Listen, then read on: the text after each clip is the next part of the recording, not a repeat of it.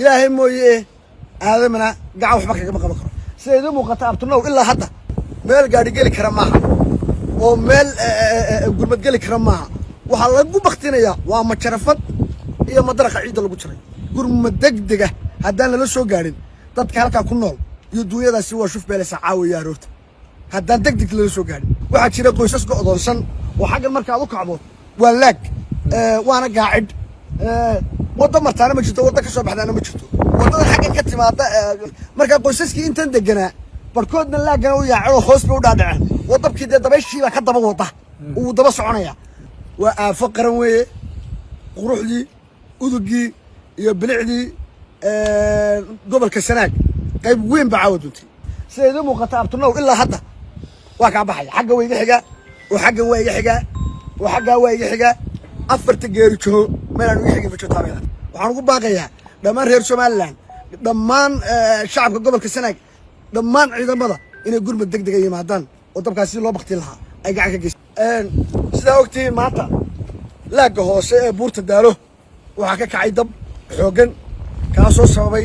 khasaare maal dabkaasi wuxuu fidsan yahay dherer ahaan 40 kilomitir oo sidaas ah oo kay khali ah bal ahaan intaan ku qiyaasnay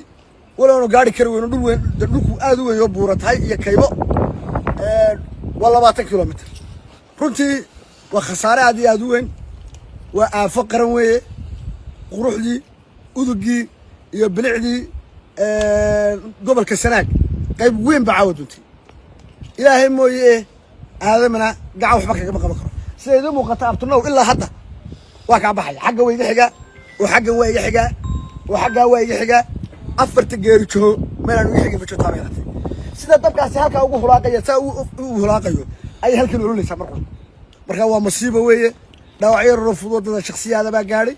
wadada tabca xiranto lagacana soo rogmatay marka alxamdulillah rabbil alamin wali wala la tacaalaya waxaan u mahadnaqayaa ciidamada qaranka Soomaaliland oo runtii gacan weyn ka geystay gaar ahaan ciidamada booliska oo ilaa maqribkii ilaa dalba ku roon yahay dabku wuxuu bilowday 11kii saaka ilaa 11kii ilaa hadda dhulka gubanaya baaxadiisa inta leegta darasa meel gaari gali kara maaha oo meel gurmad gali kara maaha waxa lagu baqtinayaa waa ma sharafad iyo madraka ciid lagu jiray waxa lagu tacaalaya waxaan ku tacaalnaa dabka inuu hareerihiisa goyno alxamdulillah rabbil alamin xoogaa inaan xakamayno waa ku guuleysanay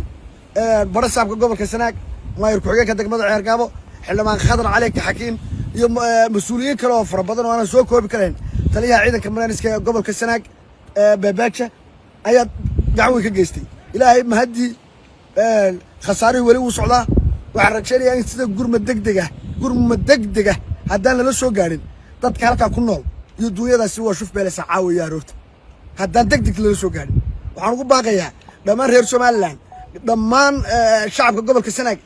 dhamaan ciidamada inay gurmad degdeg ah yimaadaan oo dabkaasi loo baqti lahaa ay gacan ka geystaan assalaamu alaykum agaasime meelihii qoysaskii deganaa iyaga bal ka waran waxa jira qoysas go'doonsan oo xaggan marka aad u kacdo waa laag waana gaacid wada martaana ma jirto wada ka soo baxdaana ma jirto wadada xaggan ka timaada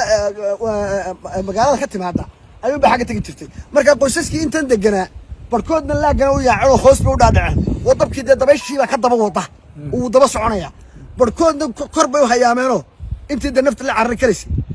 kor bay hayaameen waa ka baxeen xagga karib bay tageen marka waxa jira qoysas tiro badan oo ilaa 70 qoys 60 qoys meel xaasar ku qiyaasnay inuu gurmadkii maanta ay xagga u soo gurmadeen oo xagga sare degan yihiin oo xagga gaacid oo laaga ay ku go'doonsan yihiin dad baa go'doonsan gaadiidka go'doonsan wadada xidhan lama mari karo lug waxaan ahayn iyo fantarina ma socon karayaan marka waxaan rajaynayaa in gurmad degdeg laga qayb qaato aad iyo aad